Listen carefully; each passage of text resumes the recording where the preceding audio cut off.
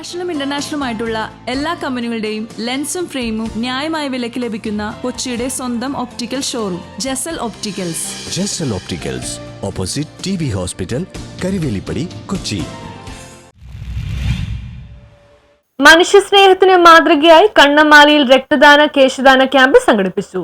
Lions group പുത്തൻതോടിന്റെ 5ാം വാർഷികത്തോടനുബന്ധിച്ച് ലയൺസ് ഗ്രൂപ്പ് പുത്തൻതോടും CCS രക്തബന്ധുവും IMA എറണാകുളം സംയുക്തമായി നടത്തിയ രക്തദാന കേശദാന ക്യാമ്പ് കണ്ണമാലി പുത്തൻതോട് റീത്താലയം ചാപ്പലിൽ നടന്നു. ക്യാമ്പിന്റെ ഉദ്ഘാടനം KJ മാക്സ് MLA നിർവഹിച്ചു. Lions group president Biju Sebastian അധ്യക്ഷത വഹിച്ചു. ആലപ്പുഴ രൂപത മെത്രാൻ right reverend doctor James Anaparambil അനുഗ്രഹ പ്രഭാഷണം നടത്തി. ചടങ്ങിൽ ആലപ്പുഴ വികാരി ജനറൽ മോൺ ജോയ് പുത്തൻവീട്ടിൽ, കണ്ടക്കടവ് ഫെറോന വികാരി father Solomon Charankattu, IMA blood bank coordinator doctor Muhammad Sharif, father Sebastian Valiyaveettil, panchayat member Rosy Pexy, father Joby Vakappadath, PB Dalo, CCS secretary Shamsu Yakub, CCS president Saleem Shukoor, Zeenath Snehatheeram, Aneesh Kochi എന്നിവർ ആശംസകൾ നേർന്നു.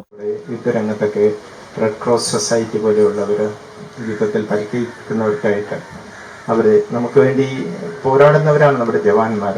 ഏത് രാജ്യത്തിലായിരുന്നാലും അങ്ങനെ അപകടത്തിൽപ്പെടുന്നവർക്ക് രക്തം എത്തിച്ചു കൊടുക്കാനായിട്ട് റെഡ് ക്രോസ് സൊസൈറ്റി വഴിയായിട്ടൊക്കെ ചെയ്യുന്ന വലിയ രക്തദാന CCSനെ സംബന്ധിച്ച് അതിൻ്റെ മുഖ്യ ലക്ഷ്യം തന്നെ ജീവൻ നിലനിർത്തുക എന്നുള്ളത്. ജീവകാരുണ്യ മേഖലയിൽ അതിൻ്റെ പ്രവർത്തനം 30 വർഷക്കാലമായി.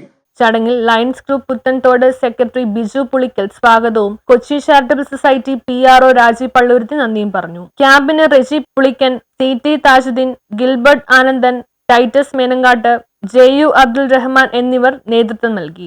കെയർ ഡയഗ്നോസിസ് സെന്റർ മട്ടാഞ്ചേരിയുടെ നേതൃത്വത്തിൽ സൗജന്യ ഷുഗർ, കൊളസ്ട്രോൾ, ബ്ലഡ് പ്രഷർ പരിശോധനയും ക്യാമ്പിന്റെ ഭാഗമായി നടന്നു. 100 കണക്കിന് ആളുകൾക്ക് പരിശോധന നടത്തി. ക്യാമ്പിൽ 100-ൽ പരം ആളുകൾ രക്തദാനം ചെയ്തു. പാവപ്പെട്ട ക്യാൻസർ രോഗികൾക്ക് സൗജന്യമായി വിഗ് നിർമ്മിക്കുന്നതിന് വേണ്ടി 200ഓളം പേർ കേശദാനം ചെയ്തു. News bureau, Kochi.